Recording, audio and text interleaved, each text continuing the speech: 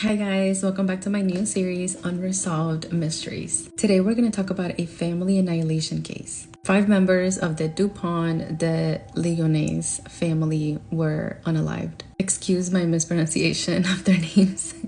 So let's get started. In 2011, in the western suburbs of France. So there were 6 members of the family. Xavier, who's the father, Agnes, age 48, who was the mother, Arthur, who was the oldest child, who was 21, Thomas, who was 18, Anne, who was 16, and Benoit, who was 13. All of them, except for Xavier, were found unalived in early April of 2011.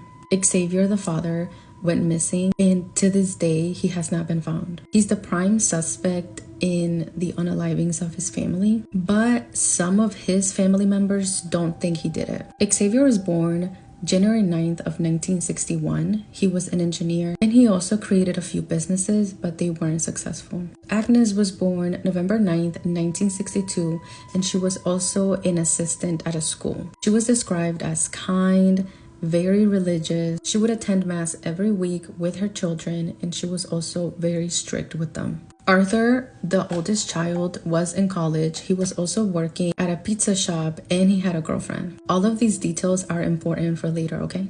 So everything started March of 2011 when Xavier decided to buy a few bullets for a rifle that he had inherited from his dad. He then registered himself at a range, and he visited there a few times. Eventually, he ended up getting his license. He also had a few of his other children attend the range in order to learn how to use firearms. Now we get to April, and this is where everything went down. So at the beginning of April, Arthur leaves his college and goes back home. As I mentioned, he was working at a pizza shop, and his boss said that he would always pick up his paychecks on the 1st of the month. But this time he didn't, and that wasn't like him. So that raised alarms for him. A few days later, April 3rd, Agnes was last seen by a few of her neighbors. However, her neighbors and a few other people said that they last saw her on the 7th of April. And that's important because the investigators, after an autopsy, placed her unaliving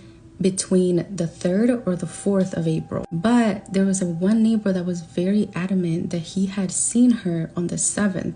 Regardless, the last official sighting of Agnes was April 3rd. That same night, the whole family dined at a restaurant. And after that, Xavier called his sister Christine, left her a voicemail, basically like detailing everything that had happened at the dinner.